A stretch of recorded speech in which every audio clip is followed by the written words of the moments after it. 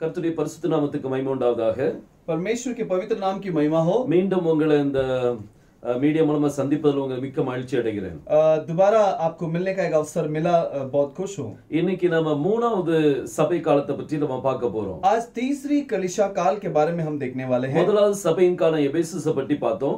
पहली कलीसिया जो है एफेसस, இரண்டாவது சபை காலம் ஸ்மிர்னாவை பற்றி பார்த்தோம். और दूसरी कलीसिया स्मिर्ना हमने देखा। இன்னைக்கு நம்ம பெர்கமோஸ் பற்றி பார்க்க போறோம். आज हम परगमस के बारे में देखने वाले हैं। எல்லாத்திலயுமே நம்ம டீகோடிங் பார்க்கிறோம்.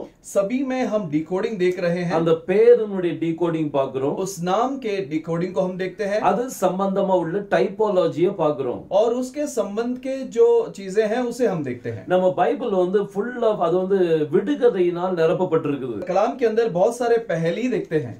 எல்லாமே விடுகதையினால் நிரப்பப்பட்டிருக்குது. और सब कुछ पहली से ही भरा हुआ है। அதை விடுவிக்கிறது தான் முக்கியமான ஒரு காரியம். उसे छुड़ाना ही बहुत महत्वपूर्ण है। அத பைபிளை நீங்க திறந்து வச்சீங்கன்னா कलाम को अगर आप खोल के रखेंगे, அது ஒரு கதை மாதிரி நீங்க வாசிக்கலாம். आप उसको एक कहानी की तरह पढ़ सकते हैं। हिस्टोरिकली நீங்க வாசிக்கலாம். उसको इतिहास के हिसाब से पढ़ सकते हैं। जियोग्राफिकली நீங்க வாசிக்கலாம். या फिर उसको पूरे भूगोल का जो अभ्यास रहता है वैसे पढ़ सकते हैं। இப்படி பல கோணத்துல நீங்க படிக்கலாம். ऐसे भिन्न भिन्न प्रकार से आप पढ़ सकते हैं। ஆனா இது எல்லாமே பசில் மாதிரி தான் இருக்கு பாத்தீங்களா? लेकिन ये सब कुछ जो है एक पहेली है। இந்த பசிலை சரி பண்றது தான் முக்கியமான ஒரு காரியம். ये पहेली को सीधा कर छुड़ाना ही बहुत महत्वपूर्ण है। அதுதான் நம்ம டீகோடிங் சொல்லிட்டு இருக்கோம். इसी को हम डिकोडिंग बोलते हैं। எல்லாம் கோடடா இருக்குது. सब कुछ कोडिंग में है। அதெல்லாம் டீகோட் பண்றோம். उसे हम डिकोड करते हैं। சோ இந்த விடுகதை எல்லாமே விடுவிக்கிற ஒரு காரியத்தை நம்ம பார்த்துட்டு இருக்கோம். तो सारे पहेलियों को छुड़ाने का सारे पहेलियों का जवाब हम देख रहे हैं। சோ இந்த மூன்றாவது சபை காலத்தை பற்றி இன்னைக்கு நம்ம பார்க்க போறோம். तो तीसरे कलीसिया काल के बारे में हम देखते हैं। நம்ம தலையில் தாழ்த்தி ஜெபிக்கலாம். सरों को झुकाकर प्रार्थना करेंगे। ஜெபித்து நம்ம ஆரம்பிப்போம். और प्रार्थना करके हम शुरू करेंगे। ஸ்தோத்திரம் கர்த்தாவே, स्तुति करते हैं प्रभु जी। வானத்தையும் பூமியும் படைத்த எங்கள் எலோஹிம் தேவனே, हमारा एलोहिम खुदा जिसने आकाश और पृथ्वी को बनाया, எங்கள் எல்ஷடாய் தேவனே உம்மை துதிக்கிறோம் அப்பா. हम तुझे धन्यवाद देते हैं हमारा एलशदाई खुदा। யெகோஷுவா மேசியாவின் நாமத்தினாலே ஜெபிக்கிறோம். यहोशुआ मेसिया के नाम से हम प्रार्थना करते हैं। இன்னைக்கு நாங்க தியானிக்க போற மூன்றாவது சபை ஆசீர்வதித்தாங்கப்பா. आज जो तीसरी कलीसिया काल को हम ध्यान करने वाले हैं उसे आशीष कीजिए। அதை ஆசீர்வாதத்தை எங்களுக்கு பிட்டு தாங்க. उसे आशीष करके हमें बांट कर दीजिए। எங்கள் ஒவ்வொருத்தரோடும் பேசுங்கப்பா. हम हर किसी के साथ बात कीजिए प्रभु। நாங்கள் இதை புரிந்து கொள்ள எங்களுடைய மனக்கண்களை திறந்து தாரும். इसे समझने के लिए हमारे मन की आंखों को खोल दीजिए। வேதத்தில் இருக்கிற அதிசயங்களை காணும்படி இந்த காரியத்தை செய்யுமப்பா. और जितने चमत्कार कलाम के अंदर बने हुए हैं उसे समझने के लिए कीजिए। இதை கேட்டுக்கொண்டிருக்கிற உம்முடைய அருமை பிள்ளைகளுக்காக ஜெபிக்கிறேன். जो बच्चे इस चीज को सुन रहे हैं उनके लिए प्रार्थना करते हैं। ஒவ்வொருத்தருடைய வீடுகளிலும் ஆசீர்வாதம் தங்கட்டும் கர்த்தாவே. हर किसी के घर में तेरी आशीष रुकने दे। உம்முடைய கிருபை இறங்கட்டும். तेरा अनुग्रह उतरने दे। உம்முடைய அன்பினால் நிரப்பும். और तेरे प्रेम से भर दे। ஆசீர்வதிங்கப்பா. आशीष कीजिए प्रभु। யெகோஷுவா மேசியா நாமத்தில் கேட்டுக்கொள்கிறேன் ஜீவனுள்ள நல்ல பிதாவே. यहोशुआ मेसिया के नाम से मांगते हैं जीवित पिता। ஆமென். आमीन। கர்த்தர் நம்மளை ஆசீர்வதிப்பாராக. परमेश्वर हमें आशीष दे। ஒரு சின்ன ரிவிஷன் நான் முதல்ல காமிச்சுக்கிடுறேன். एक छोटा सा रिवीजन हम देखेंगे। முதலாவது நாள் நம்ம எபேசு சபையை பற்றி பார்த்தோம். पहला दिन जो है हम एफेसी कलीसिया के बारे में देखे। அத ஹீப்ரு கிரீக்ல எபிசுஸ் அப்படினு சொல்வாங்க. और ग्रीक भाषा में उसे एफेसुस कहते हैं। அதுல நம்ம குதிரையினுடைய வல்லமை குறித்து நம்ம பார்த்தோம். उसमें जो घोड़े का सामर्थ्य है उसके बारे में देखे। சோ இந்த எபேசு சபை நமக்கு எதை வெளிப்படுத்தி காமிக்குது அப்படினா, तो एफेसुस कलीसिया जो है हमें क्या प्रकट करके देता है? ஒரு விதமான குதிரையின் வல்லமையோடு ஒரு போராட்டம். एक प्रकार के घोड़े के सामर्थ्य के साथ हमारा लड़ाई। இந்த குதிரையின் வல்லமைன்னு சொல்லி பார்த்தோம்னா, ये घोड़े का सामर्थ्य को अगर हम देखेंगे, இது வெளிப்படுத்தின விசேஷத்துல ये प्रकाशित वाक्य के अंदर அது முத்திரைகள்ல தான் 4 குதிரைகள் வருது. ओ मुद्राओं में ही और 4 घोड़े आते हैं। இந்த 4 குதிரைகளும் முத்திரைகள்ல தான் வருது. ये 4 घोड़े जो है मुद्रा में ही आता है। அதுல முதல் குதிரை வெள்ளை குதிரை, उसमें पहला घोड़ा जो है गोरा घोड़ा, அப்புறம் சிவப்பு, उसके बाद लाल, அப்புறம் கருப்பு குதிரை, फिर काला, அப்புறம் மங்கின நிறமுள்ள ஒரு குதிரை, और एकदम धुंधला कलर सा एक घोड़ा। இந்த 4 குதிரைகள் 4 முத்திரைகள்ல வரும். ये 4 घोड़ा जो है 4 मुद्राओं में आता है। அப்ப இந்த சபை காலங்களுக்கும் இந்த 4 முத்திரைகளுக்கும் சம்பந்தம் இருக்குது. तो कलीसिया काल का और ये 4 मुद्राओं का कुछ संबंध है। சோ இந்த குதிரை என்கிற காரியத்தை பார்த்ததுனால तो ये घोड़ा ये चीज हमने देखा इसलिए நம்ம டைபாலஜில ராஜாக்களின் புத்தகத்துல இருந்து நம்ம எடுத்தோம். हम जो टाइपोलॉजी है उसमें राजा करके पुस्तक हमने लिया. ஆசா என்கிற ராஜாவை பற்றி பார்த்தோம். आसा राजा के बारे में देखा. அவங்களுடைய நாட்கள்ல இஸ்ரவேல் நாட்டு ராஜா 7 ராஜாக்கள் பாஸ் ஆறாங்க. उनके दिनों में इजराइल में 7 राजा वहां पर गुजरते हैं. அதே மாதிரி 7 தீர்க்கதரிசிகள் வர்றாங்க. वैसे ही 7 नबी जाते हैं. முதல் தீர்க்கதரிசி வந்து அக்கியா, पहला नबी जो है अकिया, கடைசி தீர்க்கதரிசி வந்து எலியா, और आखिरी नबी जो है एलिया. சோ இது நம்ம எபேசு சபையில நம்ம பார்த்தோம். तो इसे हमने एफेसुस कलीसिया में देखा. சோ இந்த சபை காலங்கள்ல तो ये कलीसिया काल में இந்த 4 முத்திரைகளுக்கும் சம்பந்தம் இருக்கு. ये 4 मुद्राओं का संबंध है. அடுத்து நம்ம ஸ்மிர்னா சபை பற்றி பார்த்தோம். और अगला हमने स्मिर्ना कलीसिया के बारे में देखा. அது வெள்ளை போலம் அப்படினு சொல்லி பார்த்தோம். उसे धूप करके देखते हैं. அது நம்ம எஸ்தரை பற்றி நம்ம பார்த்தோம். एस्तर के बारे में हमने देखा. எஸ்தர் அப்படிங்கிற அந்த வார்த்தையில எப்படி சபை காலங்கள் அடங்கி இருக்குது. एस्तर इस नाम के अंदर कलीसिया काल कैसा छुपा हुआ है. அவருடைய பழைய பேர் வந்து ஹதாஷா. उसका पुराना नाम जो है हदाशा. அதுல தான் சபையை நம்ம பார்க்க முடியும், மெனோராவை பார்க்க முடியும். उसी में हम मेनोरा को देख सकते हैं. அடுத்தது எஸ்தர் சொன்ன நட்சத்திரம். और दूसरा जो है एस्तर नाम का तारा. அது 7 நட்சத்திரங்கள் அந்த சபையில பாஸ் ஆகும். और 7 तारे उस कलीसिया काल में गुजरती है. இந்த எஸ்தரை சுத்திகரிக்கிறது 7 தாதிமார்கள் இருக்கிறாங்க. और ये एस्तर का शुद्धिकरण करने के लिए 7 महिला हैं. இந்த 7 ஸ்திரீகளும் ये 7 महिलाएं இந்த எஸ்தரை 12 மாதம் சுத்திகரிக்கிறாங்க. ये एस्तर को 12 महीना शुद्धिकरण करते हैं. 6 மாதம் இந்த வெள்ளை போலத்தினால சுத்திகரிக்கிறாங்க. और 6 महीना जो है गंधरस से वो शुद्धिकरण करते हैं. 6 மாதம் வந்து சுகந்த வாசனையினால சுத்திகரிக்கிறாங்க. और 6 महीना अच्छे महक से उसे शुद्धिकरण करते हैं. சோ இது எஸ்தரோட நம்ம கம்பேர் பண்ணோம். तो इसे हम एस्तर के साथ कंपेयर किए. இன்னைக்கு நம்ம பெர்கமோஸ் பத்தி பார்க்க போறோம். आज हम पेर्गमस के बारे में देखेंगे. இந்த பெர்கமோஸ் அப்படிங்கிற அந்த வார்த்தையில ये पेर्गमस जो शब्द है என்ன அதிசயம் இருக்குன்னு சொல்லி பார்க்கலாம். क्या अद्भुत है करके हम देखेंगे. இப்போ பெர்கமோஸோட ஸ்பெல்லிங் உங்களுக்கு ஸ்கிரீன்ல தெரியும். अब पेर्गमस का जो स्पेलिंग है वो आपको स्क्रीन में दिखाई देगा. அதுல மொத்தம் 6 எழுத்துக்கள் இருக்குது. उसमें 6 अक्षर हैं. அதுல வாவ் இருக்கு பாருங்க. उसमें वाव है. देखिए வாவ் என்கிற எழுத்து என்ன செய்யும்? वाव ये शब्द क्या कर, ये अक्षर क्या करता है. 2 காரியத்தை இணைக்கும். 2 चीज को जोड़ता है. அப்ப வாவ மையமா வச்சு तो वाव को मध्य में रख के இந்த வாவ் என்னென்ன காரியத்தை இணைக்குதுன்னு நீங்க तो பாத்தீங்கன்னா वाव किस किस चीजों को जोड़ता है करके देखेंगे तो ஒரு சைடுல 4 எழுத்து இருக்குது. एक तरफ 4 अक्षर இன்னொரு இடத்துல ஒரு எழுத்து இருக்குது. और दूसरे तरफ 4 अक्षर. அதாவது சாமேக் இருக்குது. सामेक है. இப்ப சாமேக் வந்தாலே நீங்க புரிஞ்சிருப்பீங்க. अब सामेक आया तो आप समझ गए होंगे. அது சபை காலங்களை குறிக்கும். वो कलीसिया काल को बताता है. அந்த அந்த அத நீங்க அந்த ஏன்ஷியன் ஹீப்ரு நீங்க எக்ஸ்டெண்ட் பண்ணீங்கன்னா वो प्राचीन हिब्रू में एक जो अक्षर है उसको अगर आप खींचेंगे तो அது உங்களுக்கு மெனோராவாயிரும். वो मेनोरा हो जाता है.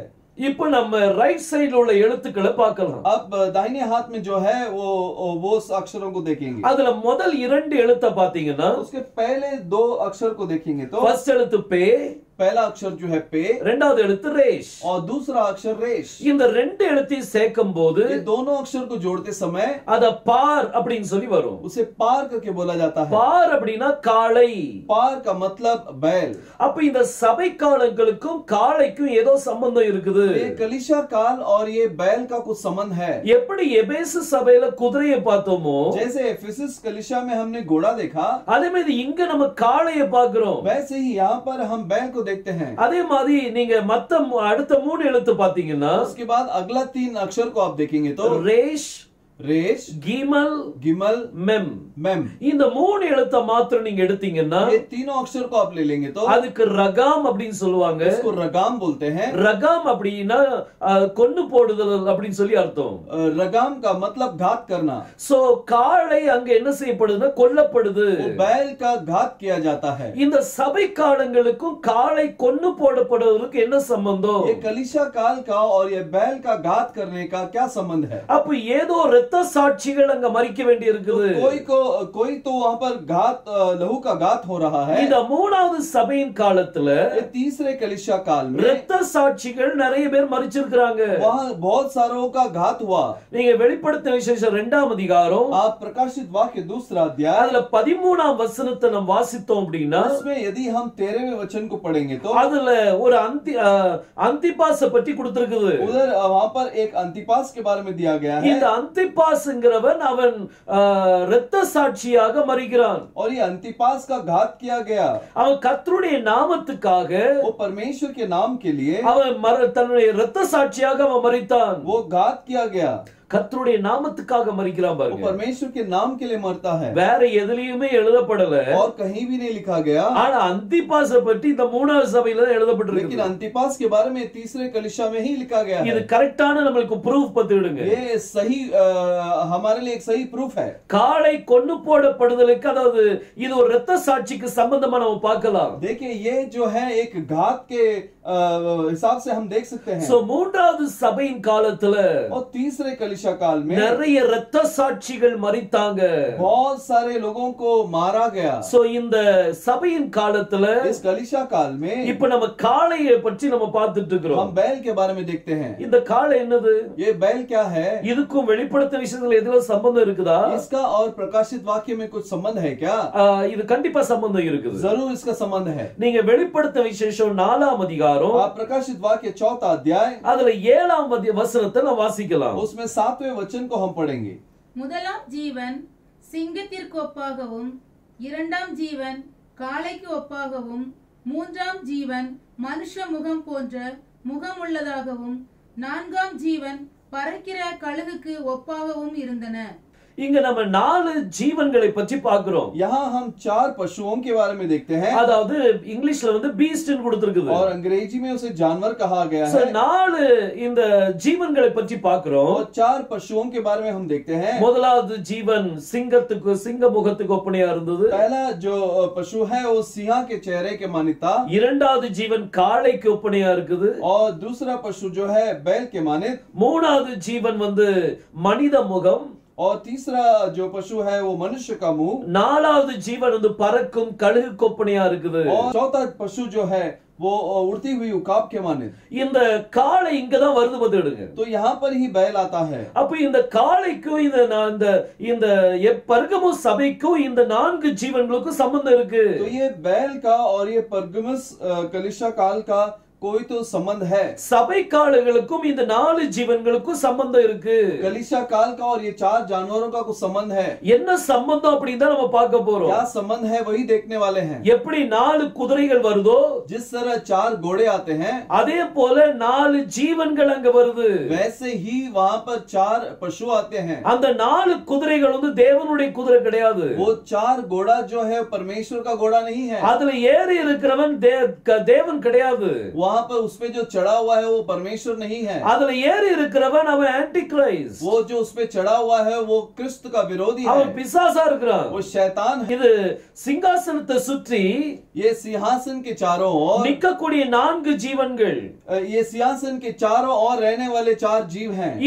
இது தேவனுடைய வல்லமையை குறிக்குது. ये परमेश्वर के सामर्थ को बताता சோ है. ஒரு பக்கம் एक तरफ பிசாசு குதிரையில தன்னுடைய வல்லமையோடு வர்றான். शैतान उसके सामर्थ के साथ घोड़े से आता है. घोड़े में 4 आता है. குதிரையில வர்றான். 4 घोड़े में आता है. இங்க இந்த சிங்காசனத்தில் 4 ஜீவன்கள் இருக்குது. और यहाँ सिंहासन के और 4 पशु हैं. இதுக்கும் சபைக்கும் சம்பந்தம் இருக்கா? इसका और कलीसिया का कोई संबंध है क्या? கண்டிப்பா சம்பந்தம் இருக்கு. जरूर संबंध है. பாருங்க முத்திரையை நம்ம வாசிக்கலாம். देखिए हम सिक्कों को पढ़ेंगे. வெளிப்படுத்த விசேஷம் 6ஆம் அதிகாரம் 1ஆம் வசனத்தில் வாசிப்போம். प्रकाशित वाक्य 6वां अध्याय उसमें पहला वचन. இந்த 6ஆம் அதிகாரத்துல தான் इस 6वें अध्याय में 4 குதிரைகளை பற்றி சொல்லப்பட்டிருக்குது. 4 घोड़ों के बारे में बताया गया है. முதலாவது முத்திரையில வெள்ளை குதிரை. पहला जो सिक्का है वो घोड़ा सफेद घोड़ा. இரண்டாவது முத்திரையில சிவப்பு குதிரை. और दूसरे सिक्के में लाल घोड़ा, மூணாவது முத்திரையில கருப்பு குதிரை, और तीसरे सिक्के में वहां पर काला घोड़ा, நாலாவது முத்திரையில மங்கின நிறம் உள்ள குதிரை. और चौथे सिक्के में वहां पर धुंधला कलर सा घोड़ा. இப்போ இந்த ஜீவன்களை பற்றி பார்க்கலாம். अब यहाँ ये जीवों के बारे में हम देखेंगे. பாருங்க, முதலாம் வசனத்தை வாசிப்போம். पहले वचन को पढ़ेंगे. வெளிப்படுத்த விசேஷம் 6ஆம் அதிகாரம் 1ஆம் வசனம். प्रकाशित वाक्य 6वां अध्याय पहला वचन. ஆட்டுக்குட்டியானவர் முத்திரைகளில் ஒன்றை உடைக்க கண்டேன். அப்பொழுது 4 ஜீவன்களில் ஒன்று என்னை நோக்கி, நீ வந்து பார் என்று இடி முழக்கம் போன்ற சத்தமாய் சொல்ல கேட்டேன். பாருங்க, இங்க வேதம் சொல்லுது, यहाँ कलाम बताता है, முதலாவது முத்திரையை ஆட்டுக்குட்டியானவர் உடைத்த போது पहले मोहर को जब मेमने ने खोला, முத்திரைகளை எந்த மனுஷனும் உடைக்க முடியாது. मोहरों को और कोई मनुष्य खोल नहीं सकता. வெறும் மேசியா மட்டும் தான் உடைக்க முடியும். केवल मेसिया ही कर सकता है. யெகோஷுவா தான் உடைக்க முடியும், வேற யாரும் உடைக்க முடியாது. केवल यहोशुआ ही कर सकता है और कोई नहीं. முதலாவது முத்திரை உடைக்கும் போது पहले मोहर को खोलते समय யோவான் பார்த்துக்கிட்டே இருக்கிறார். यूहन्ना देख रहा है. அப்படி பார்த்துட்டு இருக்கும்போது उसे देखते समय 4 ஜீவன்களில் ஒரு ஜீவன், 4 जान प्राणियों में से एक प्राणी, எந்த ஜீவன் சொல்லி பெயர் கொடுக்கப்படல. कौन सा प्राणी है करके नहीं दिया गया. ஆனா 4ஆம் அதிகாரத்துல வரிசையா 4 மிருக பெயர் கொடுக்கப்பட்டிருக்கு. लेकिन चौथे अध्याय में एक के पीछे एक 4 जानवरों का नाम दिया गया. அதுல முதல் ஜீவன் வந்து சிங்கத்துக்கு ஒப்பனையா இருந்துச்சு. वो पहला जीव जो है वो सिंह के माने, இரண்டாவது காளைக்கு ஒப்பனையா இருக்குது. और दूसरा बैल के माने, மூணாவது மனித முகம், और तीसरा मनुष्य का चेहरा, நாலாவது கழுகு. और चौथा उकाब. பாருங்க, மறுபடி நான் இதை சொல்லிட்டே வர்றேன். देखिए दोबारा मैं ये बोल रहा हूँ, ஏன்னா இது நல்லா புரியணும், அதுக்காக आपको समझ में आना चाहिए इसलिए. ஏன்னா 7ஆவது சபையின் காலத்துக்கு வரும்போது क्योंकि 7वीं कलीसिया काल में जब हम आएंगे, வெளிப்படுத்தின விசேஷத்தை और प्रकाशित वाक्य को ஏறக்குறைய முழுசா முடிச்ச மாதிரி இருக்கணும். पूरी तरह से खत्म हुआ ऐसा होना चाहिए. பாருங்க, இந்த 4 ஜீவன்கள்ல ஒரு ஜீவன், देखिए 4 प्राणियों में से पहला प्राणी யோவானை பார்த்து சொல்றார், यूहन्ना को देखकर बोलती இங்க है, மேல ஏறி வா, तू उठ कर आ, இங்கே பார் அப்படின்னு சொல்லி சொல்றார். यहाँ पर देख करके बोलता है. இங்க பார்க்கும்போது வெள்ளை குதிரை ஓடிட்டு இருக்குது. और यहाँ देखते समय वो सफेद घोड़ा जा रहा है. இங்க இந்த ஒரு ஜீவன், ஒரு வெள்ளை குதிரை. एक जीव और एक सफेद घोड़ा. அடுத்தது 3ஆம் வசனத்தை வாசிக்கலாம். तीसरे वचन को उसमें पढ़ेंगे. அவர் 2ஆம் முத்திரையை உடைத்தபோது 2ஆம் ஜீவனானது, நீ வந்து பார் என்று சொல்ல கேட்டேன். பாருங்க, 2வது முத்திரை உடைக்கும் போதும் देखिए दूसरे मोहर को खोलते समय 2வது ஜீவன் என்ன செய்ததான்? दूसरा प्राणी क्या करता है? யோவானை பார்த்து சொல்லுது, இங்க வந்து பா. यूहन्ना को देखकर बोलता है, तू आ. முதலாவது முத்திரையில முதல் ஜீவன், पहला मोहर में पहला जीव, 2வது முத்திரையில 2வது ஜீவன், और दूसरे मोहर में दूसरा जीव, 3வது முத்திரை. और तीसरा मोहर. நீங்க 5ஆம் வசனம் பாத்தீங்கன்னா 3ஆம் முத்திரை உடைக்கப்படுது. आप 5वें वचन को आप देखेंगे तो तीसरा मोहर निकाला जाता है. அதுல 3வது ஜீவன், उसमें तीसरा जीव. 7ஆம் வசனத்தை பாத்தீங்கன்னா 7वें वचन को आप देखेंगे 4வது முத்திரை, वो चौथा मोहर 4வது ஜீவன். और चौथा जानवर. அப்ப இது வரிசையா வந்துகிட்டே இருக்கு பாருங்க. ऐसे लगातार एक के पीछे एक आ रहा है. இந்த 4 முத்திரைகளும் ये चारों मोहर 7 சபை காலங்களோடு இணைக்கப்பட்டிருக்குது. 7 कलीसिया काल से जुड़ा हुआ है. எபேசு சபையில பார்த்தோம், एफेसस कलीसिया में हमने देखा குதிரையின் வல்லமையோடு ஒரு போராட்டம். उस घोड़े के सामर्थ के साथ एक लड़ाई. இந்த 7 சபையின் காலத்துல அந்த போராட்டம் வருது. ये 7 कलीसिया काल में भी वो लड़ाई होता है. இந்த 4 குதிரைகளின் மத்தியில ये 4 घोड़ों के बीच में 4 ஜீவன்களும் வருது. और 4 प्राणी भी आती है. 4 வல்லம், அந்த ஜீவனின் வல்லமை அங்க கிளம்பி வருது. वो 4 जानवर प्राणी के सामर्थ वहां पर आते हैं. இந்த ஆன்டி கிரைஸ்டோடு போராடுறதுக்கு, इस मसीह के विरोधी के विरुद्ध में लड़ने के लिए. அதுல 2வது ஜீவன் தான் காளை. उसमें दूसरा जो जीव है वही बैल है. இந்த காளை என்ன செய்யப்படுதா? ये बैल क्या करता है? இந்த பெர்கமோஸ் அப்படின்னு சொல்லி வரும்போது पेर्गमोस जब आता है, அதுல நம்ம டீகோடிங் பார்த்தோம். उसमें हमने डिकोडिंग देखा. பார் அப்படினா காளை, पार का मतलब बैल, ரகாப் அப்படினா கொல்லப்படுதல், रगाम का मतलब घात होना. அப்ப இந்த காளை வந்து பலியாகுது. तो ये बैल का बलि होता है. நிறைய ஜனங்கள் அங்க பலியானாங்க. बहुत सारे लोगों का बलि हुआ. அதனாலதான் அந்த குதிரையின் கலர் என்னது? इसलिए वो घोड़े का कलर क्या है? அது சிவப்பு நிறம். वो लाल कलर का है. அந்த வெள்ளை குதிரை தான் சிவப்பா போயிட்டு இருக்கு இப்போ. वो जो सफेद घोड़ा है वही लाल रंग में जा रहा है. எதுக்காக அது சிவப்பா மாறிச்சு? क्यों वो लाल रंग में बन गया? அது ஜனங்களுடைய ரத்தம்.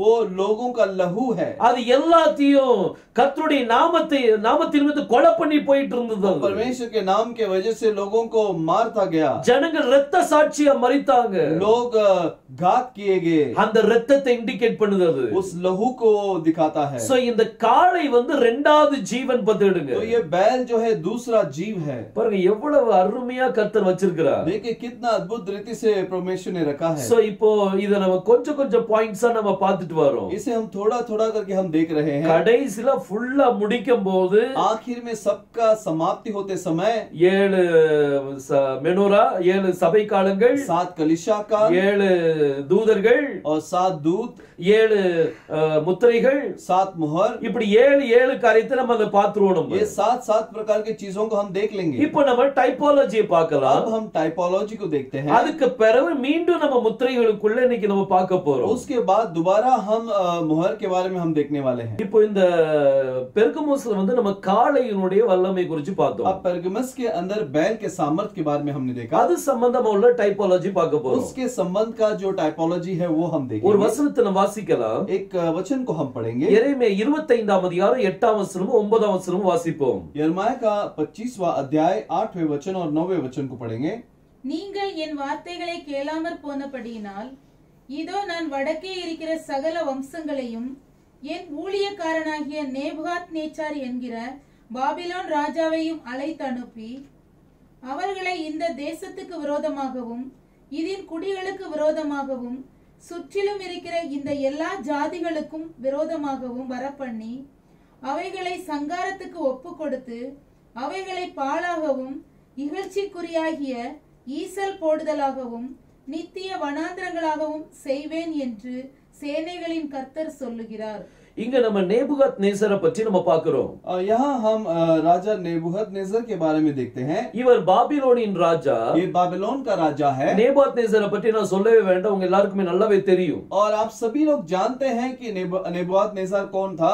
இஸ்ரவேல் ஜனங்கள் தேவனுடைய வார்த்தைக்கு கீழ்ப்படியாததனால इस्राएल लोग परमेश्वर के वचन को पालन नहीं किए, इसके लिए கர்த்தர் நேபுகாத் நேசரை அடிமைப்படுத்தும்படியாக எழுப்பி விட்டார். तो परमेश्वर नेबुकदनेस्सर को उन लोगों को गुलाम के अंदर लाने के लिए रखा। இந்த நேபுகாத் நேசரை பற்றி அவருடைய கர்த்தருடைய ஸ்டேட்மெண்ட் என்ன அப்படின்னா, और नेबुकदनेस्सर के बारे में परमेश्वर का क्या वाक्य है। என்னுடைய தாசன் அப்படின்னு சொல்லி சொல்றார். वो मेरा दास कहता है। அது எப்படி அவருடைய தாசன் ஆக முடியும்? वो कैसे उसका दास हो सकता है। அப்ப அதுல ஏதோ ஒரு காரியம் இருக்குது. तो उसमें सच में कुछ तो है। இந்த என்னுடைய தாசன் அப்படின்னு சொல்லும்போது मेरा दास बोलने पर அப்போ நேபுகாத் நேசர் காரியத்துல ஏதோ காரியத்தை கர்த்தர் மறைச்சு வச்சிருக்கிறார். नेबुकदनेस्सर के चीज में कुछ तो चीजों गुप्त चीजों को रखा है। நேபுகாத் நேசர்ட்டு வந்தாலே अगर नेबुकदनेस्सर आ गया, அடுத்தாப்புல உங்களுக்கு ஞாபகம் வரணும் தானியேல். उसका अगला चीज आपको याद आना चाहिए दानियेल। உண்மையிலே நேபுகாத் நேசரிடம் सच में नेबुकदनेस्सर के पास கர்த்தர் நிறைய காரியங்களை வெளிப்படுத்தினார். परमेश्वर बहुत सारी चीजों को प्रकट किए, சொப்பனங்கள் மூலமா வெளிப்படுத்தினார். स्वप्न के द्वारा प्रकट किए, புரஜாதிகளுக்கு என்ன நடக்கும்ங்கறதை வெளிப்படுத்தினார். अन्य जात को क्या होगा करके प्रकट किया। இன்னைக்கு வரைக்கும் உள்ள தீர்க்க தரிசனமும் தானியேல் புத்தகத்துல இருக்குது. आज तक का भविष्यवाणी भी दानियेल की किताब के अंदर है। இனி நடக்க போறதும் தானியேல் புத்தகத்துல இருக்குது. और जो होने वाला है वो भी दानियेल की किताब के अंदर है।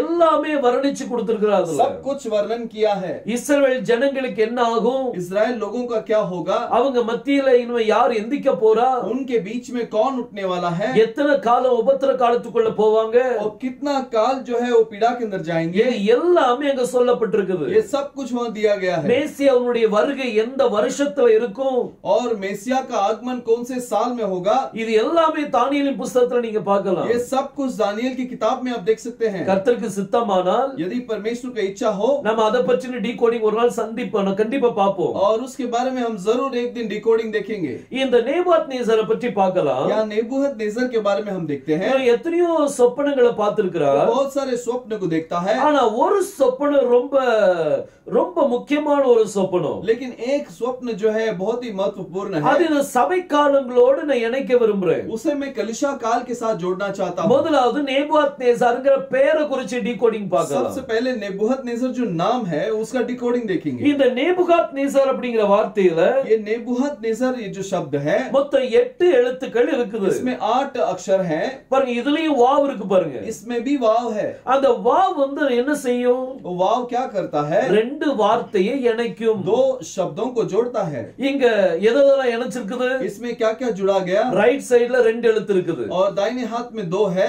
நூன் இருக்கு, அடுத்தது பெத் இருக்குது. नून और बेत है। அடுத்தது என்ன அப்படின்னா अगला क्या है? காஃப் இருக்கு, டாலத் இருக்கு, काफ दालत, நூன் இருக்கு, சாடே இருக்கு, ரேஸ் இருக்கு. नून साडे और रेश है। சோ இப்படி ரெண்டு காரியத்தை இது இணைக்குது. ऐसे 2 चीजों को जोड़ता है। நம்ம இத முதல்ல டீகோட் பண்ணி பார்க்கலாம். सबसे पहले हम इसका डिकोड करके देखेंगे। அதுக்கு பிறகு டைபாலஜிக்குள்ள நம்ம போக போறோம். उसके बाद हम टाइपोलॉजी के अंदर जाने वाले हैं। பாருங்க தேவன் அக்யூரசி அந்த டீகோடிங் எவ்வளவு பெர்ஃபெக்ட்டா இருக்குன்னு பாருங்க. देखिए परमेश्वर का जो डिकोडिंग है कितना सरल है। देखिए பாருங்க முதல் ரெண்டு எழுத்து வந்து நூனும் பெத்து இருக்குது. पहला 2 अक्षर जो है नून और बेत है। நாப் அப்படினு சொல்லுவாங்க. उसे नाप कहते हैं। நாப் அப்படினா ஃப்ரூட்ஃபுல் அப்படினு சொல்லி அர்த்தம். नाप का मतलब फलदायक, அதாவது செழிப்பு அப்படினு சொல்லி அர்த்தம். तो उसका मतलब खिला हुआ। சோ இப்போ இந்த நேபுகாத்நேசருடைய வாழ்க்கையில ये नेबूखदनेस्सर के जीवन के अंदर நல்ல செழிப்பு இருக்குது. बहुत खिला हुआ था। அடுத்து நீங்க பாத்தீங்கன்னா अगला आप देखेंगे तो வாவுக்கு பிறகு ரெண்டு எழுத்து இருக்கு பாருங்க. वाव के बाद 2 और अक्षर हैं। காஃப் இருக்கு, தாலத் இருக்குது. काफ और दालत, அதாவது காத் அப்படினு சொல்லுவாங்க. उसे खाद कहते हैं। காத் அப்படினா खाद बोलने से அழிவுன்னு சொல்லி அர்த்தம். नाश मतलब है। சோ ஒரு பக்கம் ஃப்ரூட்ஃபுல் இருக்குது, एक तरफ फलदायक है இன்னொரு பக்கம் அழிவு, और दूसरे तरफ नाश है। இது என்ன? ये क्या है? ஒரு பக்கம் செழிப்பு, एक तरफ खिला हुआ இன்னொரு பக்கம் அழிவு, और दूसरी तरफ नाश। அடுத்த மூணு எழுத்து பாத்தீங்கன்னா और अगला तीसरा अक्षर देखेंगे तो நூன் சாடே ரேஷ். नून साडे रेश। இந்த மூணு எழுத்தை நீங்க எடுத்தீங்கன்னா ये 3 अक्षर को आप ले लेंगे। இத நெட்சர் அப்படினு சொல்லி சொல்வாங்க. इसे नेत्सर कहते हैं। நெட்சர் அப்படினா नेत्सर का मतलब கிளை அப்படினு சொல்லி அர்த்தம். फांदी उसका मतलब है। பிரான்ச்னு சொல்லி அர்த்தம். उसका मतलब फांदी। இது என்ன குறிப்பிடுது நீங்க பாருங்க. ये क्या बताता है करके देखिए। நேபுகாத்நேசருடைய பெயர்ல नेबूखदनेस्सर के नाम में பிரான்ச் இருக்குது, वो फांदी है, அது அழிவு இருக்குது, नाश है அப்புறம் ஃப்ரூட்ஃபுல் இருக்குது. और फलदायक है। அப்போ அதுக்கு அர்த்தம் என்ன? तो उसका मतलब क्या है? இந்த நேபுகாத்நேசர் ஒரு மரம். ये नेबूखदनेस्सर एक वृक्ष है। இந்த மரம் ரொம்ப ஃப்ளரிஷா இருக்குது. ये वृक्ष जो है अच्छा खिला हुआ है। நல்ல கனி கொடுக்கக்கூடிய மரமா இருந்துச்சு. अच्छा फल देने वाला वृक्ष है। எல்லா பறவைகளும் வந்து அந்த சாப்பிட்டுச்சு. அத सारे पक्षियां उस फल को खाए। நிறைய மிருகங்கள் அது கீழே அந்த நிழல்ல வந்து தங்கிச்சு. और बहुत सारे जानवर उस वृक्ष के छावनी पर आकर बैठे। இப்படி நல்ல ஃப்ளரிஷான ஒரு மரம், ऐसे बहुत खिला हुआ एक वृक्ष। ஆனா ஒரு நாள் लेकिन एक दिन அதனுடைய பிரான்ச் எல்லாம் வெட்டி போட்டார். उसके फांदियों को काट दिया। அதனுடைய பிரான்ச் எல்லாம் அழித்து போட்டார். उसके सारे फांदियों को नाश कर दिया। பாருங்க இந்த தரிசனத்தை நேபுகாத்நேசரே பார்க்கிறார். ये दर्शन को नेबूखदनेस्सर ही देखता है। நம்ம பார்த்த இந்த டீகோடிங் इस जो डिकोडिंग हमने देखा அவர் சொப்பனத்துல பார்க்கிறார். उसे स्वप्न में देखता है। உங்க பேரையும் பார்த்துக்கிடுங்க. आपका नाम भी देख लीजिए। நீங்க தேவனால் தெரிந்து கொள்ளப்பட்ட தீர்க்கதரிசியாக இருப்பீர்களானால், अगर आप परमेश्वर से चुने गए नबी होंगे तो ட்ரை பண்ணி பாருங்க டீகோடிங். आप डिकोडिंग कोशिश करके देखिए। ஆனா பொதுவாவே நான் என்ன சொல்வேன் அப்படின்னா, लेकिन मैं साधारण रूप से क्या बोलता हूँ, ஹீப்ரு நேம்ஸ் மட்டும் தான் டீகோட் பண்ணணும். केवल हिब्रू नाम ही डिकोड करना है। ஆனா நேபுகாத்நேசர்ங்கிறது ஹீப்ரு பெயர் கிடையாது. लेकिन नेबूखदनेस्सर जो है वो इब्रानी नाम नहीं है। ஆனா தேவனால் தெரிந்து கொள்ளப்பட்ட ஒரு தாசனா இருக்கிறதுனால, लेकिन परमेश्वर से चुना गया एक दास है इसके लिए। அதனாலதான் இதை டீகோட் பண்ண சொல்றோம், டீகோட் பண்ணி காமிக்கிறோம். इसीलिए वे इसे डिकोड करके दिखाते हैं। ஈவன் இந்த 7 சபை காலத்தையும் பாருங்க. 7 कलीसिया काल को देखिए। அது யூத சபைகள் இல்ல, वो यहूदियों का कलीसिया नहीं है। பிரஜாதி நாட்டுல இருந்த சபைகள். वो अन्य जात के अंदर रहने वाला कलीसिया है। அது தேவனால் தெரிந்து கொள்ளப்பட்ட சபைகளா இருந்ததுனால परमेश्वर से चुने गए कलीसिया होने की वजह से நம்ம இந்த பெயர்களை டீகோட் பண்றோம். हम इन नामों को डिकोड करते हैं। அல்லாட்டி நம்ம டீகோட் பண்ண முடியாது. नहीं तो हम डिकोड नहीं कर सकते। சரி, இப்போ நேபுகாத்நேசருடைய சொப்பனத்துக்கு வரலாம். अब नेबूखदनेस्सर का स्वप्न में देखते हैं। தானியேலின் புத்தகம் दानियेल का किताब 4ஆம் அதிகாரம் 13ஆம் வசனத்தை நாம் வாசிக்கலாம். 4 अध्याय 3 वचन को हम पढ़ेंगे। 13ஆம் வசனத்தை வாசிக்கலாம். 13वां वचन को हम पढ़ेंगे। நான் படுத்திருக்கையில் என் தலையில் தோன்றின தரிசனங்களை காணும்போது காவலாளனாகிய பரிசுத்தவான் ஒருவன் வானத்திலிருந்து இறங்க கண்டேன். பாருங்க வேதம் சொல்லுது, कलाम कहती है இங்க நேபுகாத்நேசர் ஒரு தரிசனத்தை பார்க்கிறார். नेबूखदनेस्सर एक दर्शन को देखता है। அந்த தரிசனத்தை பார்த்துட்டு இருக்கும்போது वो दर्शन देखते समय வானத்திலிருந்து ஒரு தூதன் இறங்கி வர்றார். आकाश से एक स्वर्गदूत आता பாருங்க है। அடுத்தது வாசிக்கலாம். अगला पढ़ेंगे। அவன் உரத்த சத்தமிட்டு இந்த விருட்சத்தை வெட்டி, இங்க ஒரு மரத்தை பற்றி நம்ம பார்க்கிறோம் பாருங்க. यहाँ पर एक वृक्ष के बारे में हम देखते हैं। அந்த தூதன் என்ன சொன்னாரா? वो दूत क्या कहता है? இந்த மரத்தை வெட்டி इस वृक्ष को काट डालो, இதன் கொப்புகளை தரித்து போடுங்கள், இதனுடைய கிளைகளை தரித்து போடுங்கள். और इसकी डालियों को चाट दो। அதுதான் நம்ம இங்க பார்க்கிறோம். इसी को हम देखते हैं। அந்த கிளைகளை தரித்து போடுங்கள். वो डालियों को चाट दो, இதன் கனிகளை சிதறடியுங்கள், இதனுடைய கனிகளை சிதறடியுங்கள். और उसके जो फल है उसे फैला दो। மூணு காரியங்கள் பார்க்கிறோம் பாருங்க. तीन चीज को हम देखते हैं। முதல்ல மரத்தை பற்றி பார்க்கிறோம். पहले वृक्ष के बारे में, அந்த கிளைகளை வெட்டி போடுறத பற்றி फिर சொல்றான். डालियों को काटने के बारे में, அதனுடைய கனிகளை முறித்து போடுங்கன்னு சொல்லி और சொல்றான். उसके फलों को फैला दो करके बोलता அப்ப है। இந்த தரிசனத்துல तो ये दर्शन के अंदर இந்த மரமானது செழிப்பான ஒரு மரமா இருந்திருக்குது. ये वृक्ष जो है एक खिला हुआ वृक्ष है। ஏதோ ஒரு தப்பு நடக்குது.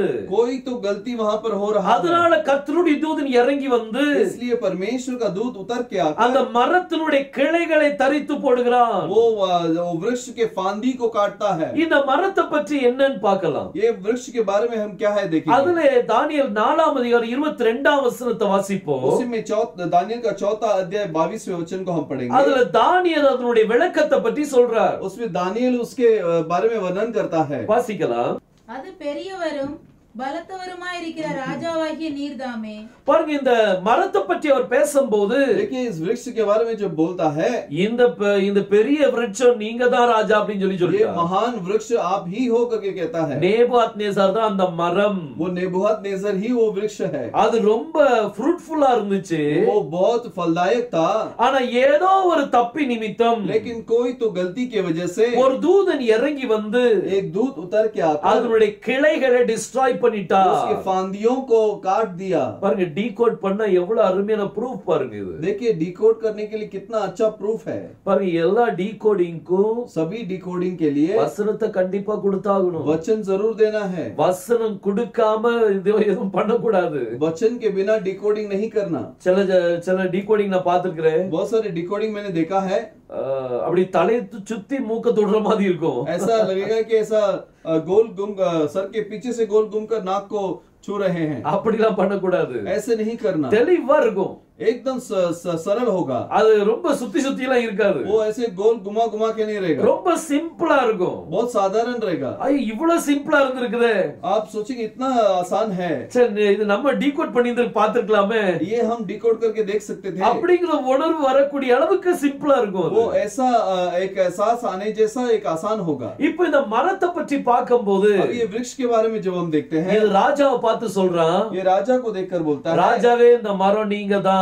हे राजा ये महान वृक्ष तुम ही हो। சரி இப்போ நம்ம சம்பவத்தை பார்க்கலாம். अब हम उस घटने को देखेंगे। இதுல நான் 4 காரியத்தை சொல்ல விரும்புறேன். इसमें 4 चीज मैं बताना चाहता हूँ। முதலாவது நேபுகாத்நேசர் சொப்பனத்தை பார்க்கிறார். सबसे पहले नेबूखदनेस्सर दर्शन को देखता है। இரண்டாவது காரியம் தானியேல் அதனுடைய அர்த்தத்தை சொல்றார். और दूसरा बात जो है दानियेल उसका मतलब बताता है। மூணாவது காரியம் और तीसरा, இந்த சம்பவம் நடக்கிறதுக்கு முன்பதாக வானத்திலிருந்து ஒரு சத்தம் உண்டாகுது. और ये घटना होने से पहले आकाश से एक वाणी आती है। அது அந்த தீர்க்கதரிசனம் நிறைவேறதுக்கு முன்பதாக வானத்திலிருந்து ஒரு சத்தம் ये உண்டாகுது. भविष्यवाणी पूरा होने के समय वह आकाश से एक वाणी आती है। நாலாவது காரியம் அந்த தீர்க்கதரிசனம் நிறைவேறுது. और चौथा वो भविष्यवाणी पूरा होता है। இது 4 காரியமா நீங்க பிரிக்கலாம். इसे 4 प्रकार में आप ये अलग कर सकते இப்போ हैं। நான் நிறைவேறுதலுக்குள்ளாக கொண்டு வரப்போறேன். अब मैं जो पूरा हो रहा है उसमें लेकर आता हूँ, ஏன்னா நம்ம சபை காலங்களோடு டைபாலஜி பண்ணணும். क्योंकि कलीसिया काल के साथ उसे टाइपोलॉजी में रखना है। பாருங்க 30ஆம் வசனத்திலிருந்து வாசிக்கலாம். 30वें वचन के अंदर हम पढ़ेंगे। தானியேல் 4ஆம் அதிகாரம் 30ஆம் வசனம். दानियेल 4:30। இது என் வல்லமையின் பராக்கிரமத்தினாலும் என் மகிமை பிரதாபத்துக்கென்று ராஜ்யத்துக்கு அரமனையாக நான் கட்டின மகா பாபிலோன் அல்லவா என்று சொன்னான். இந்த வார்த்தை இது என் வல்லமையின் பராக்கிரமத்தினாலும் என் மகிமை பிரதாபத்துக்கென்று ராஜ்யத்துக்கு அரமனையாக நான் கட்டின மகா பாபிலோன் அல்லவா என்று சொன்னான். இங்க நேபுகாத்நேசார் தன்னுடைய அரண்மனை மேல நடந்து கொண்டிருக்கும் போது वो नेबूखदनेस्सर जो है अपने राजनिवास पर जब चल रहा था, அவன் பெருமையா ஒரு வார்த்தை சொன்னான் பாருங்க. वो घमंड से एक चीज बोलता है, நான் கட்டின மகாபாபிலோன், मैंने बांधा हुआ इस महान बाबिलोन। இத சொன்ன உடனே வாயில இருக்கும்போது और ये शब्द उसके मुंह में रहते ही வானத்துல இருந்து ஒரு சத்தம் உண்டாகுது. आकाश से एक वाणी हुई। பாருங்க, அடுத்த வசனத்தை வாசிக்கலாம். अगला वचन को हम पढ़ेंगे। இந்த வார்த்தை ராஜாவின் வாயில் இருக்கும்போதே வானத்திலிருந்து ஒரு சத்தம் உண்டாகி, ராஜாவாகிய நேபுகாத்நேச்சாரே, ராஜ்யபாரம் உன்னை விட்டு நீங்கிற்று. பாருங்க, ஒரு சத்தம் உண்டாகுது. देखिए, एक आकाशवाणी होती है, ராஜ்யபாரம் கை விட்டு நீங்கிட்டுன்னு சொல்லி. ये जो राज्य है तेरे हाथ से निकल गया। பாருங்க, முதலாவது அவன் சொப்பனத்தை பார்க்கிறான். पहला वो स्वप्न देखता है। தானியேல் அவனுக்கு அர்த்தத்தை சொல்றார். दानियेल उसका मतलब बताता है। அவன் தப்பு செய்யும் போது மேல இருந்து ஒரு சத்தம் உண்டாகுது. वो गुनाह करते समय स्वर्ग से एक वाणी होती है। அவன் மேல அந்த தண்டனை ப்ரொனவுன்ஸ் ஆகுது. उसके ऊपर वो दंड बोला जाता है। அதுக்கு பிறகு நாலாவது அங்க காரியம் ஃபுல்ஃபில் ஆகுது. और चौथा जो है वहां पर पूरा हो जाता है। இப்போ அந்த மேல இருந்து சத்தம் உண்டான உடனே अब स्वर्ग आकाशवाणी होते ही இப்போ அடுத்த வசனத்துல கர்த்தருடைய வார்த்தை சொல்லுது பாருங்க. अब अगला वचन में परमेश्वर का वचन कहता है। 32 वचनத்தை வாசிக்கலாம். 32वें वचन को पढ़ेंगे। மனுஷரினின்று தள்ளப்படுவாய், மனுஷனிலிருந்து தள்ளப்படுவாய், வெளியின் மிருகங்களோட சஞ்சரிப்பாய், மாடுகளைப் போல புல்லை மேய்வாய். இப்படியே உன்னதமானவர் மனுஷருடைய ராஜ்யத்தில் ஆளுகை செய்து தமக்கு சித்தமாய் இருக்கிறவனுக்கு அதை கொடுக்கிறார் என்பதை நீ அறிந்து கொள்ளும் மட்டும் 7 காலங்கள் உன்மேல் கடந்து போகும் என்று உனக்கு சொல்லப்படுகிறது என்று விளம்பினது. மேல இருந்து ஒரு சத்தம் உண்டாகுது. और एक आकाशवाणी हुई, ஏன் உன்னுடைய ராஜ்யம் கைவிட்டு நீங்கிட்டு, तेरा राज्य तेरे हाथ से निकल गया, உன் மேல 7 காலங்கள் செல்லும், और तेरे ऊपर 7 काल गुजरेगी। நீ மாட்டை போல புல்லு திம்பாய், तू बैल के मानित घास चरेगा। பாருங்க இவனுடைய நிலைமை எப்படி ஆகுது பாருங்க. देखिए इसका क्या परिस्थिति हो रहा நீ है। மனிதனிடத்திலிருந்து தள்ளப்பட்டு मनुष्यों में से निकाला जाएगा। வனாந்தரத்துல நீ மாடை போல புல்லு திம்பாயின்னு சொல்லி சொல்றா. तू मैदानों में पशुओं के मानित तू घास चरेगा करके बोला அதாவது गया। காளை போல புல்லு திம்பாய், बैल की नाई घास चरेगा। சோ இங்க நேபுகாத்நேசார் எதை போல திங்கறாராம்? यहाँ नेबूखदनेस्सर किसके मानित खाता है? காளை. बैल। இந்த பெர்கமு சபையில ये परगमुस कलीसिया काल में பார் அப்படினா காளை தான். पार का मतलब बैल है। சோ இந்த காளைக்கு சம்பந்தப்படுத்தி உங்களுக்கு காமிக்க போறேன். तो ये बैल और उस बैल का संबंध करके दिखाने वाला हूं। இங்க நேபுகாத்நேசார் ஒரு தப்பு பண்றா. यहाँ नेबूखदनेस्सर एक गलती करता है। நான் கட்டின மகாபாபிலோன் சொல்லி சொன்னா. वो कहता है कि मैंने बांधा हुआ महान बाबिलोन। மேல இருந்து ஒரு சத்தம் உண்டாயிட்டு, स्वर्ग से एक आकाशवाणी हुई, நீ மனிதனிடத்திலிருந்து தள்ளப்பட்டாய், तू मनुष्यों में से निकाला गया, உன் ராஜ்யம் உன் கைவிட்டு நீங்கிட்டு, तेरा राज्य तेरे हाथ से निकाली உன் गई, மேல 7 காலங்கள் போகும். तेरे ऊपर 7 काल जाएंगे। நேபுகாத்நேசார் யாரு? नेबूखदनेस्सर कौन था? அவன் ஒரு யூதன் கிடையாது, वो यहूदी नहीं था, அவர் பிரஜாதியா. वो एक अन्य जाति था। பிரஜாதி மேல अन्य जाति के ऊपर 7 காலங்கள் போக வேண்டி இருக்குது. 7 काल गुजरना होता है। அந்த நேரத்துல उस समय में இங்க நேபுகாத்நேசார் எப்படி இருக்கிறாராம்? यहाँ नेबूखदनेस्सर कैसा है? காளையை போல புல்லு திங்கிறார். बैल के माने तो घास चरता है। பாருங்க, ஒரு காளையினுடைய சுவாபம் அங்க வந்துட்டு. देखिए एक बैल का स्वभाव वहां पर आ गया। இந்த 7 சபையின் காலத்துல ये 7 कलीसिया काल में காளையினுடைய சுவாபம் அங்க வருது பாருங்க. बैल का गुण वहां पर आता है। பெர்கமு சபையை இதோட நீங்க இணைச்சு பார்க்கலாம். परगमुस कलीसिया को जिसके साथ जोड़ के देख सकते हैं। தள்ளப்பட்ட உடனே, वो जैसे ही निकाला गया, மனுஷன் தள்ளப்பட்ட உடனே जैसे मनुष्यों में से निकाला गया, மிருகத்தை போல புல்லு தின்னுட்டு இருக்கிறான். वो जानवर के माने घास चरता है। இன்னும் நீங்க பாத்தீங்கன்னா और आप देखेंगे அவன் இந்த பணியெல்லாம் இந்த தீர்க்க தரிசனத்தை நல்லா படிங்க. इस भविष्यवाणी को अच्छे से पढ़िए। நான் தேவையான வசனத்தை மட்டும் தான் நான் கோட் பண்ணிட்டு मैं இருக்கேன். जितना चाहिए उतना वचन को मैं बता रहा हूँ। நீங்க ஃபுல்லா வாசிங்க. आप पूरी तरह से पढ़ो। பாருங்க, இந்த நேபுகாத்நேசார் ये नेबूखदनेस्सर எப்போ தள்ளப்பட்டாரோ जब वो निकाला गया, காளை போல புல்லு திங்கிறார். वो बैल के मानित घास चरता है। முடியெல்லாம் வளருது, और उसके सारे बाल बढ़ते हैं, பனி அவன் மேல விழுது. और शबनम उसके ऊपर गिरती है। இப்ப முடியெல்லாம் எவ்வளவு பெருசா வளருதுன்னா, अब बाल कितना बड़ा बढ़ता है। அந்த 7வது காலம் வரும்போது वो 7वीं काल आते समय அவன் முடி எப்படி இருந்துச்சு தெரியுமா? उसका बाल कैसे थे? பாருங்க, அது 33ஆம் வசனத்தை வாசிங்க. 33वें वचन को पढ़ेंगे। அந்நேரமே இந்த வார்த்தை நேபுகாத்நேச்சாரிடத்தில் நிறைவேறிற்று. நேபுகாத்நேச்சார் மேல நிறைவேறிற்று. என்ன வார்த்தை? காளை போல புண்ணு திங்க ஆரம்பிச்சிட்டான். और उसी घड़ी वो वचन नेबूखदनेस्सर के विषय पर पूरा हुआ. क्या पूरा हुआ? वो जो घास चरने लगा. அவன் மனுஷரினின்று தள்ளப்பட்டு மாடுகளைப் போல புல்லை மேய்ந்தான். அவனுடைய தலைமயிர் கழுகுகளுடைய இறகை போலவும் அவனுடைய நகங்கள் பட்சிகளுடைய நகங்களைப் போலவும் வளரும் மட்டும் அவன் சரீரம் ஆகாயத்து பனியிலே நனைந்தது.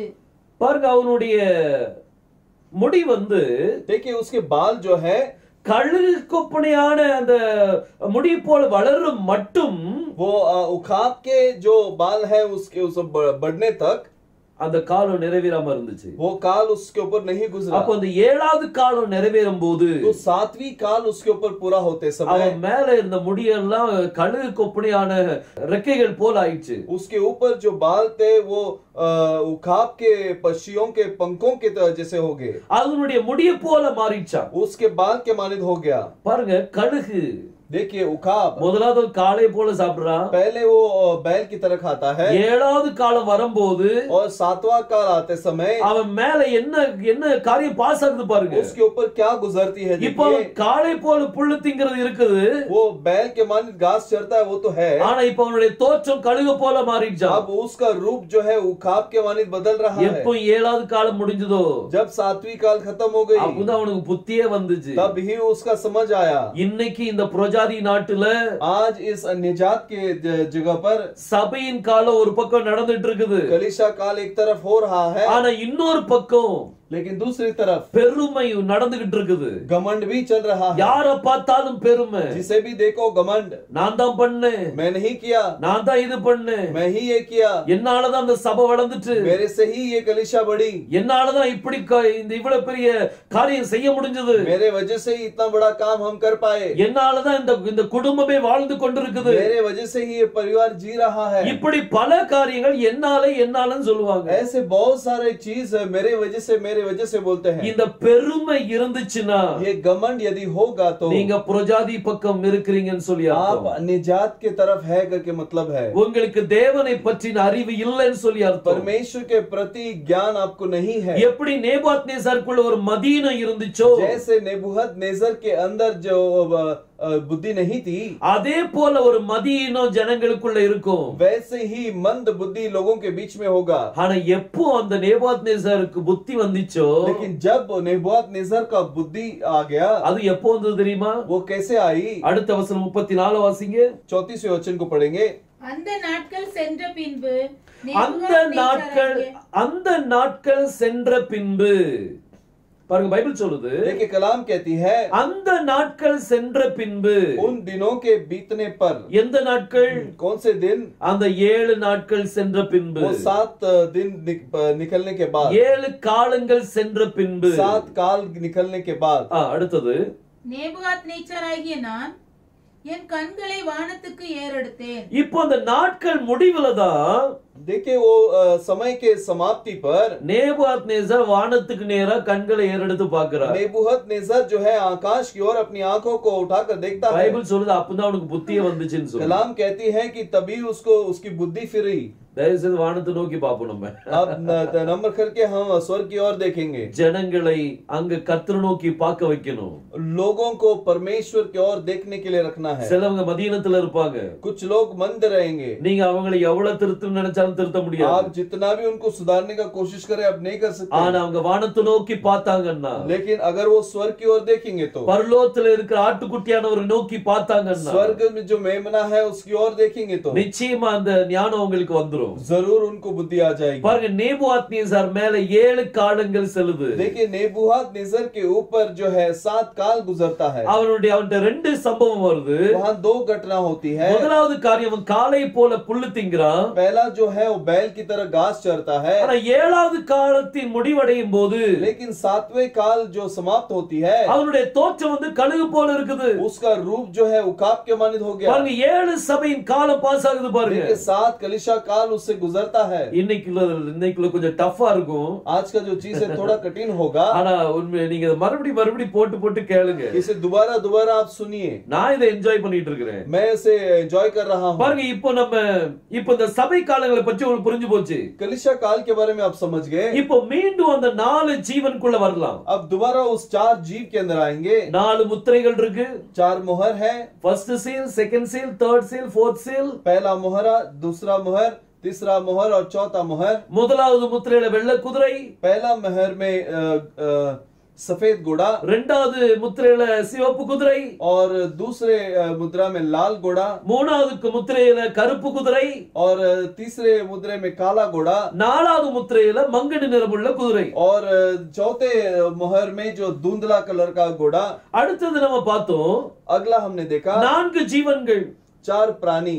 முதலாவது முத்திரையில சிங்க முகம். पहला मुद्रा, पहले मोहर में सिंह का चेहरा। இரண்டாவது முத்திரையில காளையின் முகம். और दूसरे मोहर में बैल का चेहरा। நாலாவது முத்திரையில கழுகு முகம். और चौथे मोहर में उखाब का चेहरा। ஏன்னா நேபுகாத்நேசருடைய கடைசி பாகத்துல அவனுடைய தோற்றம் கழுகு போல மாறிச்சு. क्योंकि नेबूखदनेस्सर का आखिरी समय में वहां उसका जो रूप है उखाब के मानित हो गया। அது ஈगल एज, वो एक उखाब का समय। அப்ப இந்த மூணாவது முத்திரை மனித முகமா? तो ये तीसरा मोहर जो है मनुष्य का चेहरा है क्या? அதுக்கும் சபை காலங்கள்ல என்ன இருக்குது? उसका और कलीसिया काल में क्या है? நீங்க 6வது சபையை பாத்தீங்கன்னா आप 6वें कलीसिया काल को देखेंगे तो அத பிலடெல்பியா சபைன்னு சொல்லுவாங்க. उसे फिलाडेल्फिया कलीसिया बोलते हैं। பிலடெல்பியான அர்த்தம் என்ன தெரியுமா? फिलाडेल्फिया का मतलब क्या है पता है? சகோதரர் அன்பு, भाईचारे प्रीति। இங்க சகோதரன் சொல்லி வந்துட்டு यहाँ भाईचार करके आ गया, அதாவது மனிதனை இண்டிகேட் பண்ணுது. तो मनुष्य को बताता है। அப்ப மூணாவது முத்திரை மனித முகம்.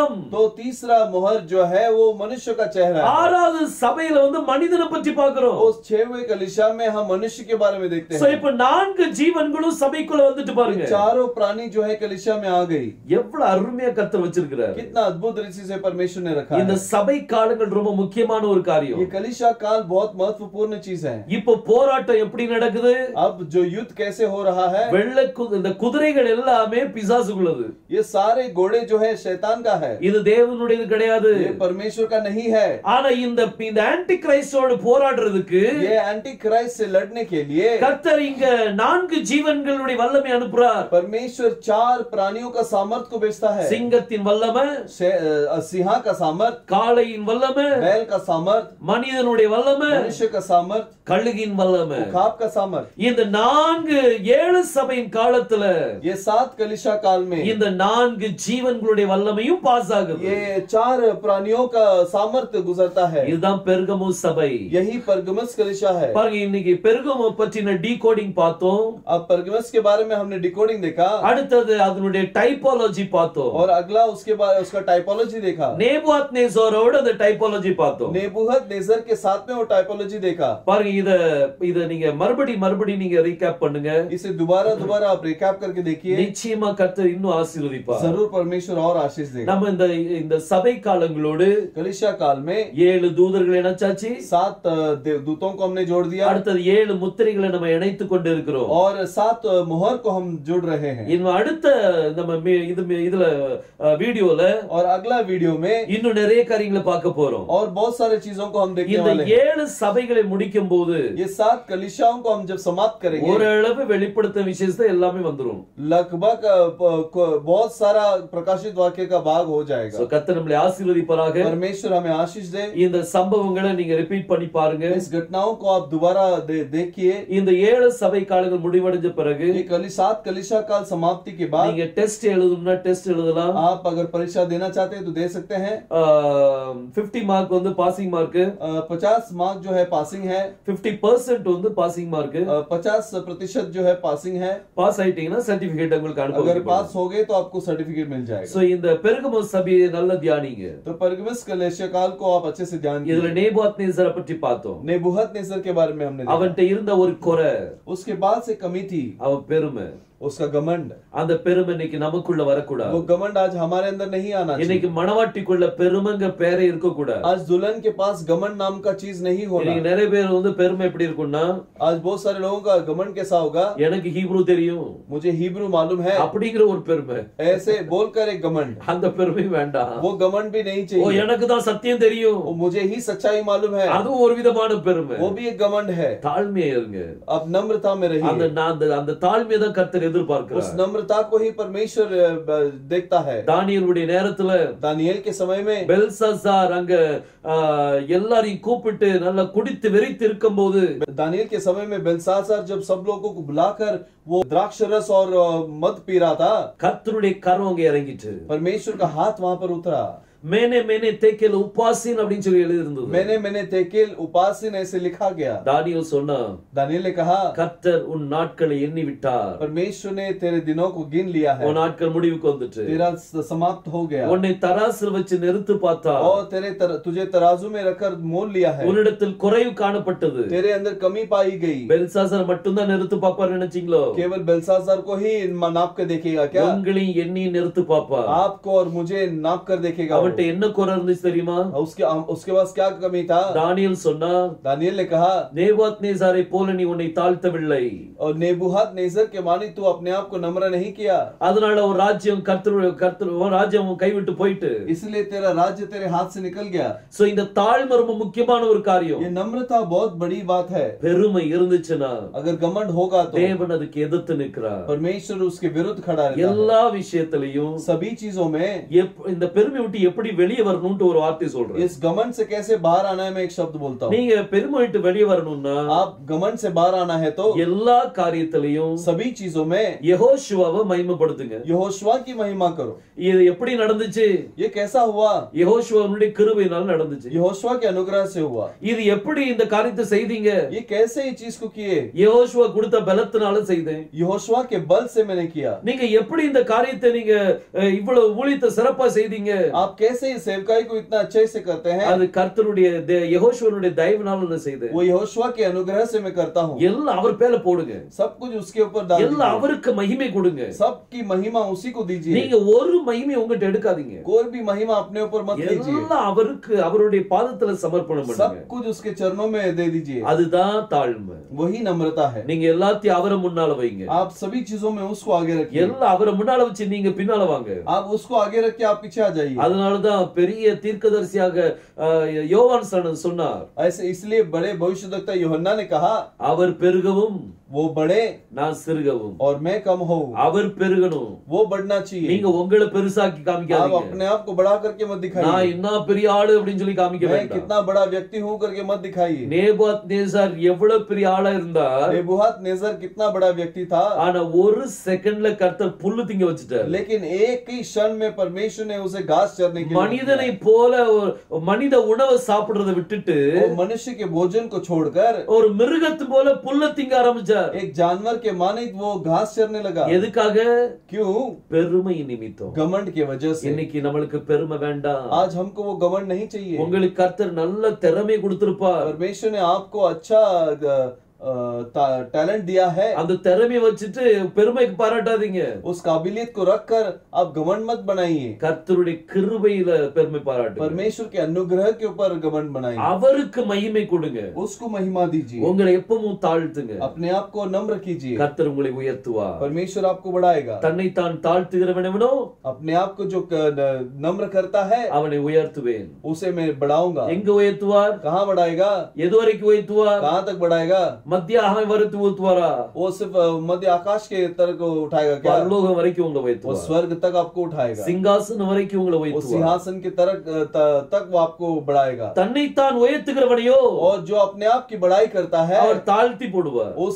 उसे नीचे कर देगा। எது வரைக்கும் தாழ்த்துவார்? कहाँ तक नीचा करेगा? நரகம் வரைக்கும் தாழ்த்திடுவார். उस नरक तक करेगा। சோ நம்ம உயரணும் அப்படின்னா तो अगर हम बढ़ना है तो நம்ம தாழ்மையோடு இருப்போம். हम नम्रता में रहेंगे। மத்தவங்களுக்கு சேவை செய்ய முன் வருவோம். दूसरे लोगों के लिए सेवा करने के लिए आगे बढ़िए। நீங்க ஊழியம் செய்ய வந்திருக்கிறீங்க. आप सेवा करने के लिए आए हैं ஊழியம் வாங்க வரல. और सेवा लेने के लिए नहीं। சோ நீங்க சர்வீஸ் பண்ணுங்க.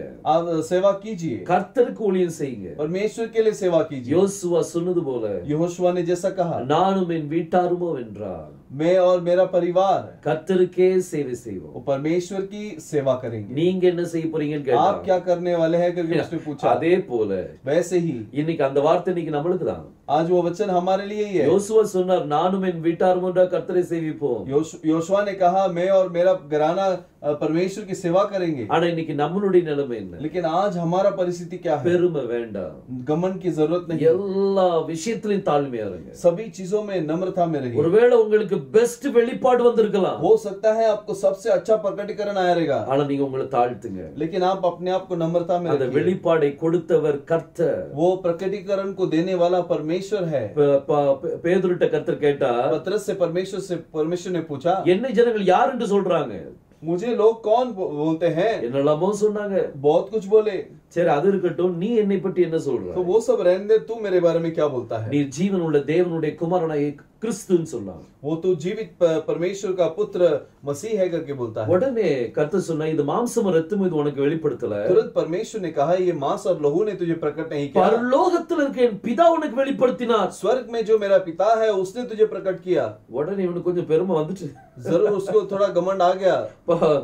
பரலோகத்தின் திறவுகோலம் கையில கொடுக்கறேன்னு சொல்லி சொன்னார். वो कहता है कि स्वर्ग के जो पूंजी है वो तेरे हाथ में देता हूँ। அப்படி அடுக்கிட்டே இருந்தார் பாருங்க. ऐसे वो एक के पीछे एक बोल रहा था। உடனே ஒரு அடுத்தாப்புல சொன்னார், और अगला बोला, மனுஷகுமாரன் பாவிகளுடைய கரத்துல ஒப்பு கொடுக்கப்படணும் அப்படின்னு சொல்லி சொன்னார். और मनुष्य को पुत्र पापियों के हाथ में सौंपा जाना चाहिए। பொதுவா வந்து சொன்னா, धीरे से आके बोला, உமக்கு அப்படி ஆவே கூடாது, आपको ऐसा नहीं होना चाहिए। அப்போ சாத்தான்னு சொல்லி கற்பிட்டார். और परमेश्वर ने कहा, दूर हट शैतान। கொஞ்ச நேரத்துக்கு முந்தைய தான் பரலோகத்திற்கு என் பிதா உனக்கு வெளிப்பாடை கொடுத்தாருன்னு சொன்னார். थोड़े समय से पहले ही मेरे पिता स्वर्गीय पिता ने तेरे को प्रकटीकरण दिया करके। கொஞ்சம் கூட பெருமை வேண்டாம். थोड़ा भी घमंड नहीं। இன்னைக்கு உங்களுக்கு வெளிப்பாடு கிடைச்சிட்டு हो இருக்கலாம். सकता है आज आपको प्रकटीकरण मिलता हो, ஆனா நீங்க பெருமைக்குள்ள வந்தீங்கன்னா, लेकिन आप घमंड के अंदर आएंगे तो, பிசாசு உங்களை அபிஷேகம் பண்ணிட்டான்னா, शैतान ने अगर आपको अभिषेक कर दिया तो உங்களை அப்பாலே போ சாத்தானே சொல்லிடுவார். और तो आपको दूर हट शैतान बोल देगा। இந்த வார்த்தையை நம்ம கேட்க கூடாது. ये शब्द को हम नहीं सुनना चाहिए। பரலோகத்திலிருந்து கர்த்தர் உங்களுக்கு வெளிப்பாடை கொடுக்கிறாரா? स्वर्ग से अगर आपको प्रकटीकरण देता है क्या, அந்த வெளிப்பாட்டுக்குள்ள இருங்க. उस प्रकटीकरण के अंदर रहिए। உங்களை தாழ்த்துங்க, अपने आप को नम्र कीजिए, அவரை உயர்த்துங்க, उसे बढ़ाइए, யெகோஷுவா உயர்த்துங்க. यहोशुआ को बढ़ाइए। இந்த 7 சபையின் காலத்துல ये 7 कलीसिया काल में யெகோஷுவா உலாவிக் கொண்டிருக்கிறார். यहोशुआ मंडरा रहा है। அவர் உலாவிக் கொண்டிருக்கிறார். वो मंडरा रहा है। இன்னைக்கு நம்மத்திலே அவர் இருக்கிறார். आज हमारे बीच में भी वो है। இந்த பெர்கமு சபை, ये परगमुस कलीसिया, பாருங்க, இதுல இரத்த சாட்சியா மரித்தாங்க. इसमें लोग घात किए गए। இன்னைக்கு கர்த்தருடைய நாமத்துக்காக நீங்க எப்படி வைராக்கியமா இருக்க போறீங்க आज பாருங்க. परमेश्वर के नाम के लिए आप कैसे रहने वाले हैं? கர்த்தர் நம்மளை ஆசீர்வதிப்பாராக. परमेश्वर हमें आशीष दे। நாம் ஜெபிக்கலாம். हम प्रार्थना करेंगे। ஸ்தோத்திரம் கர்த்தாவே. स्तुति करते हैं प्रभु जी। வானத்தையும் பூமியும் படைத்த எங்கள் எலோகிம் தேவனே, आकाश और पृथ्वी का निर्माण करता हमारा एलोहिम, எங்களை தாழ்த்தி உம்முடைய கரத்தில் தருகிறோம். हमें नम्र करके तेरे हाथ में देते हैं। நீர் பெருகவும் நாங்கள் சிறுகவும் आप கர்த்தாவே. बड़े और हम कम होए प्रभु। தேவனே, நீர் எங்கள் ஒவ்வொருத்தரையும் ஆசீர்வதித்தாங்க. प्रभु हम हर किसी को आप आशीष करके இதை दीजिए। கேட்டுக்கொண்டிருக்கிற நம்முடைய பிள்ளைகளை ஆசீர்வதிங்கப்பா. इसे जो सुन रहे हैं तेरे बच्चों को आशीष दीजिए। தேவைகள் அனைத்தும் சந்திக்கப்படும். सारी जरूरतों को पूरा कीजिए। இன்னும் 4 சபைகளை பற்றி பார்க்க வேண்டியிருக்கு. और 4 कलीसिया के बारे में हम देखना है। நாங்கள் அதை தெளிவாக பார்த்து முடிக்க எங்களுக்கு உதவி செய்யுங்க. उसे अच्छे रूप से हम देखने के लिए आप हमें मदद कीजिए। ஆசீர்வதித்து வழி நடத்துங்க. आशीष करके चलाइए। யெகோஷுவா மேசியா நாமத்தில் கேட்டுக்கொள்கிறேன் ஜீவனுள்ள நல்ல பிதாவே. यहोशुआ मेसिया के नाम से मांगते हैं जीवित पिता। ஆமென். आमीन। கர்த்தர் நம்மை ஆசீர்வதிப்பாராக. परमेश्वर हमें आशीष दे। மீண்டும் அடுத்த வீடியோல நம்ம சந்திப்போம். और दोबारा हम दूसरे वीडियो के माध्यम से हम मिलेंगे। God bless us all. परमेश्वर हम सभी को आशीष दे। आमीन। आमीन।